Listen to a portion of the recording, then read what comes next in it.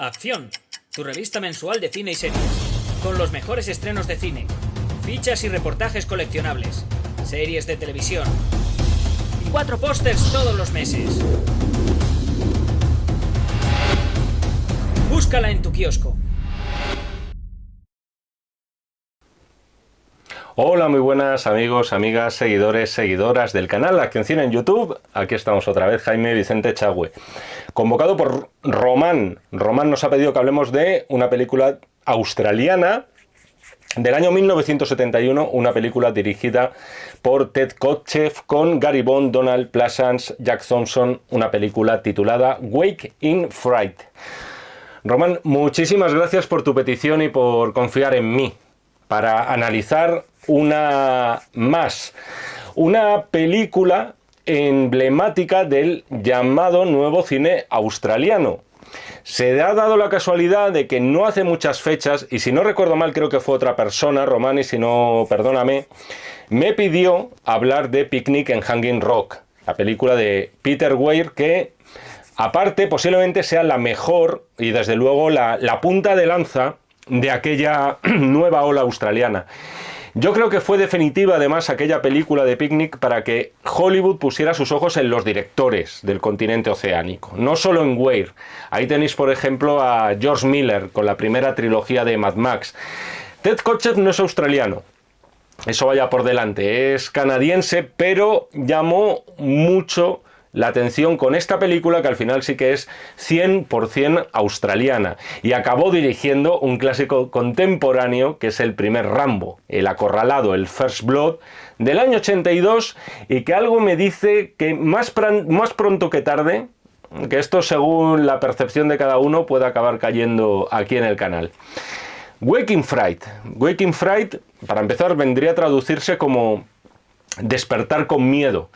Se llama oficialmente en España Despertar en el infierno, pero la traducción del título yo creo que al final es lo de menos, porque esta es una película profundamente desconocida en nuestro país. Aquí sí que cabe hablar, alguna petición ha ido por ese lado de cine de culto, tal. Aquí sí que cabe hablar de película de culto o incluso de película maldita. La película de culto por su contenido, por ser realmente extraña.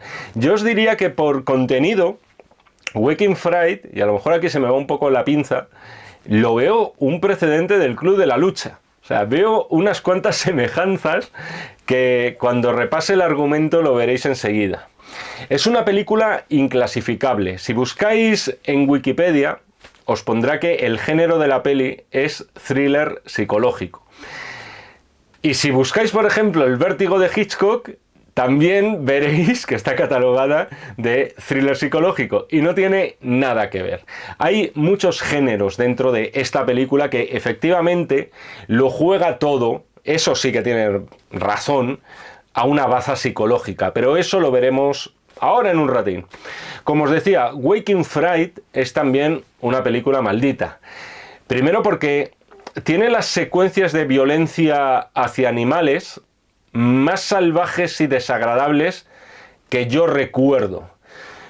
Quizá con una excepción que es la de Holocausto Caníbal, pero bueno, lo cual le ha valido a esta película toda una leyenda negra, aunque esto creo que da para un debate interesante y lo vamos a ver después.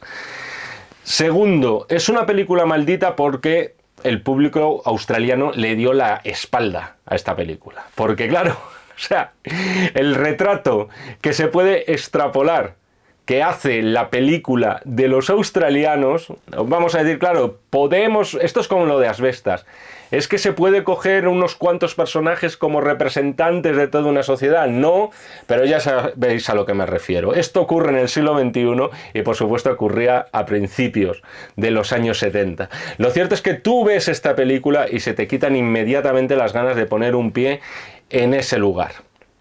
Y tercero, es una película maldita por la mera razón de que en un momento dado desapareció, así como suena. O sea, solo había una copia de la misma, en un estado además lamentable, y no fue ya hasta el siglo XXI, 40 años después, cuando se dio con los negativos, casi de casualidad en un cine de Pittsburgh. De ahí que podamos hoy ver y comentar la película. De hecho, me ha parecido tan maldita, o todas estas historias tan interesantes, Román, que gracias a ti, cuando vi la peli, dije, oye, aquí hay un buen artículo para la revista Acción de una peli poco conocida y para la sección de maldiciones en el cine que un servidor publica de vez en cuando en la revista Acción. Verdaderamente esta película bien merecía ese artículo y figurar en esa galería de películas, no sé si malditas, tiene esa aureola al final, pero de películas con una serie de leyendas asociadas que son estupendas. Más cositas. En resumen, una película controvertida desde todos los puntos de vista, toda una rareza la que nos trae hoy Román. Una rareza que yo creo que merece ser vista y que además algunos cineastas, si investigáis un poco, como es el caso de Martin Scorsese, ponen muy en valor a día de hoy esta película. Es una de las películas que además se sitúan en ese fino alambre que separa lo que es la realidad de lo que vemos y la ensoñación, aunque en este caso más que ensoñación y que el mundo de los sueños habría que hablar del mundo de las pesadillas. Y es una película que con sus puntos fuertes y débiles, con la tensión y crudeza de algunos momentos y la ida de olla muy importante en otros, me parece una cinta que no merece en ningún caso una calificación inferior de 4 estrellas sobre 5. ¿De qué va esto de Waking Fright? ¿Qué nos estás contando? Como os decía, tenemos diferentes, no sé si tanto géneros como ambientes y atmósferas. Yo, llegado de nuevas, sin tener ni idea de qué iba esta película, lo primero que creo que voy a poner en valor, o por lo menos lo primero que quiero, o tengo, o creo que voy a ver, es un western actualizado. Me estoy refiriendo a los primeros minutos de película. Es una sensación que tengo casi más tiempo, casi toda la primera parte de la película. ¿Por qué? Porque para empezar tenemos un paraje casi desértico, tenemos un traveling de unas pequeñas casas y entre medias las vías de un tren. Es decir, es como la nada ese lugar, como el típico pueblo perdido del oeste. Tenemos de protagonista a John, que es maestro de escuela y que, aunque no lo parezca, está a punto de empezar sus vacaciones de Navidad. Y digo que no lo parece porque por el clima esa zona parece directamente el Sáhara. Su plan de vacaciones es salir de esa zona rural para viajar a la cosmopolita Sydney y encontrarse allí con su novia. Pero para lograr ese fin, para llegar a ese punto, tiene que hacer parada en un pueblo llamado, y esto amigos me lo he tenido que apuntar, Bundanyava, con 2 Bs, y que todos conocen como Java para hacer escala. Y me alegro de que todos lo conozcan así porque a mí me va a facilitar muchísimo las cosas a la hora de expresarme en este vídeo. Nombre, por cierto, ficticio. Este sí que no es de verdad. De ser real la localidad, aún estarían esperando allí a Ted Kotcheff con hogueras y guadañas. ¿Por qué es un western esta primera parte? Básicamente por todo, o sea, por el ambiente y los climas áridos, porque tenemos un saloon, además ahí solitario, al que John acude para tomar una cerveza, por el mismo viaje en tren, que te remite muchísimo a los viajes en tren de las pelis del oeste. De hecho, aquí hasta hacen una referencia muy por encima a Ned Kelly, que vendría a ser el equivalente australiano de Vinny el Niño. Pero seguimos sin salir del cine del oeste cuando John llega a Java. Él es el forastero, el extraño, el que todos miran. El primero que le recibe es de hecho el sheriff local. Seguimos con elementos del western. Y nada más poner allí el pie, notamos un clima enrarecido. Y en torno a él también. Esto también es muy propio del western. La llegada de un extraño que parece romper el ecosistema. Él es un profesor, es un tipo educado, aparentemente civilizado, rodeado allí de un montón de haraganes y pendencieros cuyo mayor mérito es meterse las cervezas de un trago y dejarse pasta en las apuestas. Sin embargo, aquí Al contrario que en el western, no vamos a tener un enfrentamiento directo. Es aquí cuando la película empieza a romper esquemas. Y yo creo que esta es una de las frases que mejor resume la peli. Porque lo que vamos a contemplar es la crónica de una abducción primero y un descenso a los infiernos justo después. Abducción y descenso a los infiernos. Quizá estoy influenciado por una película que a mí me encanta y de la cual voy a ofreceros también una crítica a la carta, espero que ya en pocas fechas, pero como os decía al principio, he visto muchas similitudes entre Waking Fright y Fight Club. Diréis, este tío ha bebido, posiblemente, y no os digo yo que no, hace los vídeos ebrio, el Echagüe. Comparar una de las películas más rompedoras de las últimas décadas con una peli australiana de principios de los 70, que conocen al final 4 cinéfilos. El esquema a priori me parece muy similar, lo voy a intentar razonar, pese a todo. Individuo aparentemente normal, integrado en la sociedad, civilizado, que, aunque no lo quiera expresar con palabras, va arrastrando una crisis interior. Y va a bastar que encuentre a alguien más fuerte que él, más persuasivo que él, con las ideas más claras que él, para que esa crisis que sufre se transforme directamente en una guerra, en una batalla interior que explote y que comience poco a poco un descenso a un escalafón, no sé si deciros a qué especie animal, pero sin duda inferior a la raza humana. En el Club de la Lucha esa espita se abre gracias a las peleas a puñetazos. En Waking Fright va a ser gracias a las peleas, a las apuestas, mejor dicho. La excitación que provoca en el protagonista todo ese alboroto.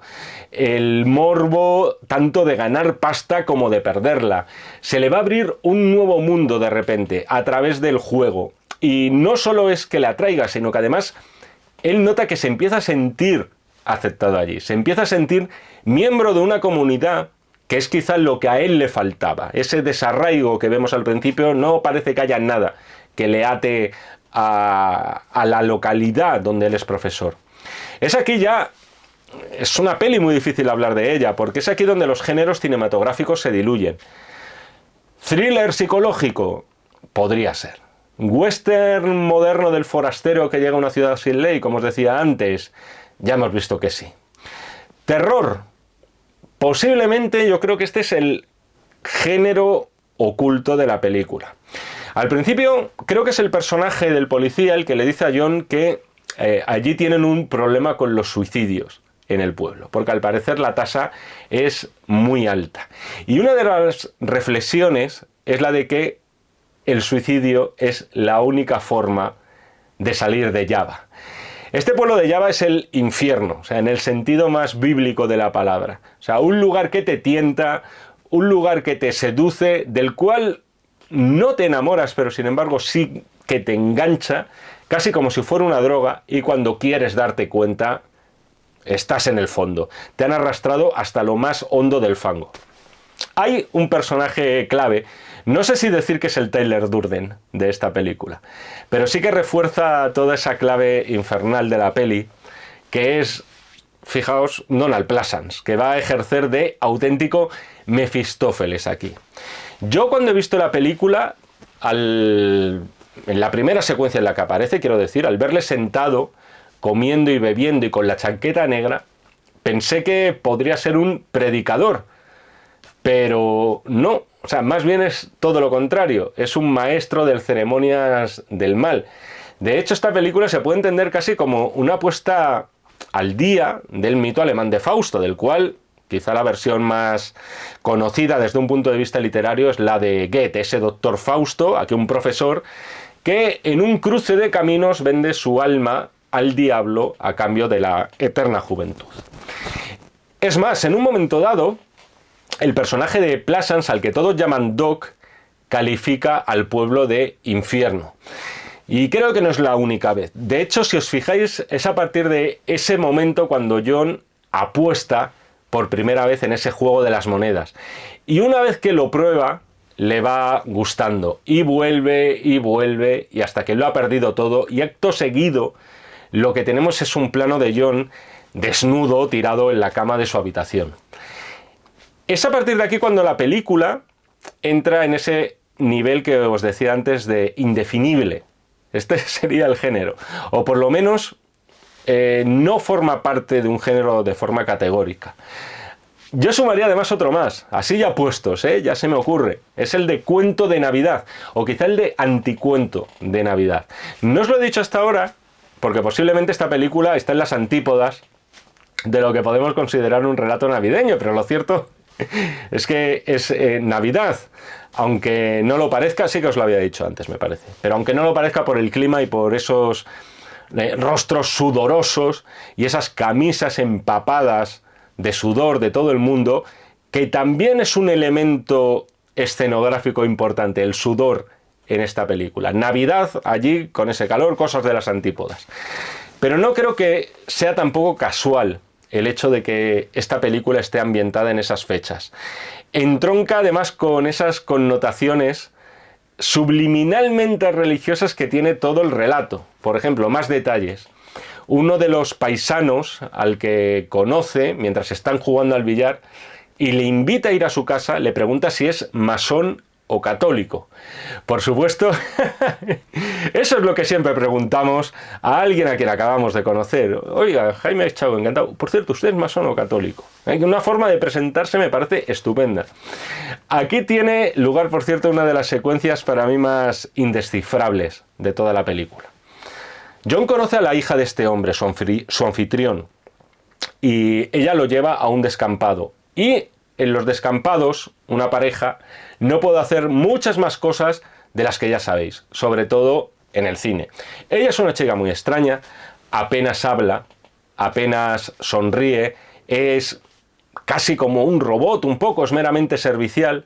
Ella directamente se tumba, se ofrece como en sacrificio a John. Él parece un poco confuso, retraído, pero ella se quita la ropa y John empieza a tener náuseas. ¿Qué ha ocurrido aquí? En lo que respecta a la sexualidad, después voy a nombrar una secuencia que de algún modo entronca con esta y que introduce un elemento más de extrañeza. También me ha sido difícil no pensar mientras veía Waking Fright en una obrita maestra que es El ángel exterminador de Buñuel. Aquí no es una casa donde los protagonistas están encerrados, pero os diría que es casi peor. Aquí ese encierro es en todo el pueblo, en toda una comarca. Hay también, o podemos interpretar que hay como una fuerza irresistible que le impide a John salir de este Java. Y no solo eso, sino que además todo este entorno le hace ir descendiendo a ese estado totalmente primario y animal al margen de la civilización. No va a haber mucha diferencia entre John y sus nuevos amigos y una tribu de neandertales. Posiblemente incluso los neandertales fueran más nobles e hicieran menos daño. De hecho, a tenor de las investigaciones científicas sobre su organización social, muy posiblemente fueran más civilizados que esta pandilla. Es una inmersión a eso, a un estado primitivo totalmente. El personaje de Pleasance lo dice. Comer es como el sexo. No lo hacemos porque queremos, sino porque es una necesidad. Muchas cosas entroncan aquí al mundo animal. Y de hecho, vamos a hablar ahora, y a animales me refiero, del momento más controvertido de la película. Y no digo de la historia del cine, porque el hecho de que Waking in Fright estuviera casi 20 años olvidada y aún hoy sea una película poco conocida al margen de los circuitos cinéfilos, ha tapado lo que vamos a ver a continuación un poco. Me estoy refiriendo a la caza de los canguros, que en lo personal a mí me parece una secuencia repulsiva y de lo más estomagante que había visto en los últimos años. Primero, aquí nadie puede decir aquello de que ningún canguro resultó herido durante el rodaje de esta producción. No cuela, no se puede decir y de hecho no se dice. John y sus nuevos amigos se emborrachan. En realidad, bueno, el ir ebrio ya se ha convertido en un estado natural, cogen unos rifles, se montan en una camioneta y se lían a matar canguros. Mientras yo veía esta secuencia, yo me decía, a ver, o aquí han hecho auténtica magia en el montaje y en los efectos visuales, con unos canguros súper inteligentes y entrenadísimos, o aquí de verdad es que están masacrando canguros uno tras uno. Tiros en las cabezas, tiros en los cuerpos, los atropellan. En algunos casos creo recordar que incluso les vemos las tripas. Es algo realmente, es muy, muy duro de ver, es muy difícil de aguantar. Es una secuencia que además se extiende durante unos pocos minutos, pero que se hacen interminables. Es de un salvajismo atroz. Por cierto, no es difícil aquí tampoco que se te venga a la cabeza Mad Max en esta secuencia. Es curioso que algunos momentos realmente salvajes del cine de entonces tengan Australia como centro neurálgico. Para intentar comprender el cómo y el porqué de esta secuencia, estamos ante uno de esos casos en los que yo creo que es necesario documentarse. Primero, para saber esto cómo se hizo, y segundo, para intentar comprender el por qué se hizo. Cuando se reestrenó la película en Cannes, que ya lo hizo en el siglo XXI, al parecer hubo muchas personas que abandonaron la proyección justo en esta secuencia. Ted Kotcheff trató de excusarlo. Primero, esas secuencias, hay que creerle, no las rodaron los actores. Kotcheff se enteró de que cazadores de verdad, tan alcoholizados, en su caso de verdad, como los personajes, se dedicaban a este tipo de cacerías nocturnas e indiscriminadas de canguros. Y una noche les pidió acompañarles en una de ellas y rodar lo que ellos hacían. Es decir, él les pidió que hicieran exactamente lo mismo como si él no estuviera allí con su cámara. Y el resultado es lo que veis en esta película. Es más, según Kotcheff, se utilizó un porcentaje mínimo de esas secuencias y se descartó utilizar las más bestias. Así que os podéis figurar lo que se quedaría allí en la sala de montaje, una auténtica carnicería. Segundo punto, esto ha sido el cómo, pero el por qué, que yo creo que esto es lo que nos interesa. ¿Por qué de esta secuencia? Al final de la película vais a ver un rótulo que explica que estas secuencias se utilizaron después, curiosamente, de consultar a las organizaciones ecologistas australianas. El motivo, querían estas organizaciones que el mundo entero fuera testigo de cómo y con qué impunidad el canguro australiano estaba siendo exterminado. Es decir, usar unas imágenes atroces para denunciar un hecho atroz. Y aquí es lo que os decía antes de que se abre un debate interesante. ¿Es lícito esto? Yo me pregunto. ¿Es una excusa para poder echar mano del sensacionalismo? Por un lado dices, hombre, Ted Kotcheff, al final entiendo que la recaudación de tu película iría hacia los responsables de la película, no para las organizaciones conservacionistas de los canguros. No lo sé, no estoy seguro. Lo mismo me lo tengo que tragar y se donó la recaudación o parte de la recaudación, no lo sé. Pero por otro lado, aunque te suene excusa barata, también te puedes decir, si no se hubieran incluido esas escenas en la película, yo jamás habría pensado que ya en pleno siglo XX, bien entrado además, se podía perpetrar tamaña atrocidad. A mí me ha concienciado, a mí me ha valido, a mí me ha conmovido ver esas imágenes. Era la finalidad, esto, insisto, es muy debatible y supone abrir un melón muy interesante, pero para debatir con alguien y no conmigo mismo, porque ya os digo, tengo sentimientos encontrados y la respuesta y la verdad es siempre gris. Pero ojo, después hay otra cuestión. También está la intencionalidad dramática de esta secuencia.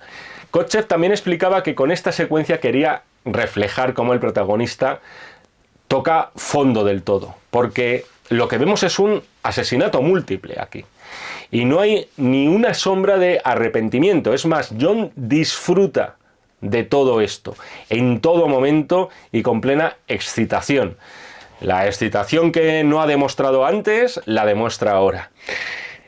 Pero hay algo más. Uno de estos tipos en plena matanza dice eso, esto es mejor que las ostras, esto aumenta más la virilidad. Y es una frase que no es la única referencia a la virilidad que tiene la película, y en esto también podemos encontrar algún nexo en común con la peli de David Fincher. Todo esto al final, esto de los canguros, lo del alcohol, todo esto es como un rito de iniciación, como eso que vemos en las películas americanas o en las series, o de matar a un ciervo. De hecho, el momento cumbre es cuando John, empujado por sus amigos, le corta la garganta a un canguro, y es entonces cuando dicen, ya eres uno de los nuestros. Este degollamiento se produce, si no recuerdo mal, fuera de plano. Ahí sí que no entiendo que el actor Gaibón no se dedicaría a rebanar pescuezos. Hoy en día habréis escuchado la expresión masculinidad tóxica, se utiliza mucho. Creo que 50 años antes, esta película, a su manera, habría sido tildada de denunciar masculinidad tóxica. Porque yo creo que es otra de las lecturas que se puede, no entrando a valorar esta etiqueta, hasta qué punto está vigente, real o no lo es, no me meto en eso. Pero yo digo cómo se interpretaría la película a día de hoy. Al final trata del vacío y de las inseguridades tremendas que hay detrás de la fachada de hombría, pero mal entendida. Antes os he hablado de una extraña secuencia donde eso es, John no puede tener relaciones con la hija de su anfitrión. Pues bien, después de lo de los canguros, John, junto a Donald Pleasence, que está maravilloso, por cierto, cuando ha estado mal este hombre, ambos con una melopea de escándalo, borrachísimos, empiezan como a picarse, como a pelearse entre ellos. Uno le coge por detrás a otro, forcejean, y en un momento dado te da la impresión de que puede haber algo sexual entre ellos. Es más, hay una elipsis en el momento más tenso y es muy sospechosa. Te deja con la duda si detrás de todo lo que hemos visto en realidad hay una atracción entre los dos que tratan de tapar, emborrachándose y asesinando canguros. Una atracción que se podría haber consumado. Yo creo que se deja, por lo menos es lo que interpreto, insisto, yo no me meto en valoraciones de nada, digo solamente lo que veo y trato de analizarlo y de describirlo. Se deja la puerta abierta a pensar que haya podido ocurrir algo entre ambos. Más cosas. Al principio de la película el foco está puesto en John. Es el protagonista absoluto. Es su historia, cómo sale del pueblo, coge el tren, llega a Java. Sin embargo, en los momentos centrales, el foco ya de su protagonismo se diluye, lo pierde. Y es una decisión quizás no tomada de forma planificada, pero sí orgánica. O sea, John es menos protagonista porque se ha diluido entre ese pozo infecto de sadismo, de corrupción, de vicio, que es ese pueblo y sus habitantes. John toma conciencia de que muy posiblemente no toque fondo, porque allí en Java el fondo es el infinito. O sea, la conclusión sería que también tiene esa lectura antropológica. Sin una escala de valores, sin un orden, sin ese sentimiento de moralidad que nos hace discernir entre lo que está bien y lo que está mal a los seres humanos, la sociedad se convertiría en John y sus nuevos amigos. Es decir, regresaríamos a un estado animal. Y toda la parte final de la película cierra el círculo. Al principio de la película vimos a John llegar allí impoluto, con su planta de profesor, y ahora quiere salir de allí hecho un Adán, con harapos, demacrado y con una escopeta como único equipaje. En un momento dado, más le vemos cazar un conejo. Yo ya no he podido investigar si se lo carga o no de verdad. Y lo que es peor, comérselo crudo. Ya os digo que el descenso al estado animal es todo el rato te lo están lanzando con imágenes y con frases de diálogo. Él quiere ir a Sydney, se sube a un camión, pero en realidad ese camión le vuelve a poner de regreso a Java. el ángel exterminador, otra vez. Está atrapado, no va a poder salir de allí. Su viaje a la locura es tan profundo que piensa que solo matando al personaje de Donald Pleasence puede librarse de esa abducción, de esa posesión que ha sufrido desde su llegada a Jabba. Sin embargo, en el último minuto recapacita y piensa, no ha sido él, no ha sido el pueblo de Jabba, he sido yo. Se lleva el cañón de la escopeta a la cabeza y dispara. Ahora entiende, como le decía el personaje del policía al principio, por qué la tasa de suicidios en Jabba es tan elevada. El viaje interior del protagonista ha terminado. En realidad no muere.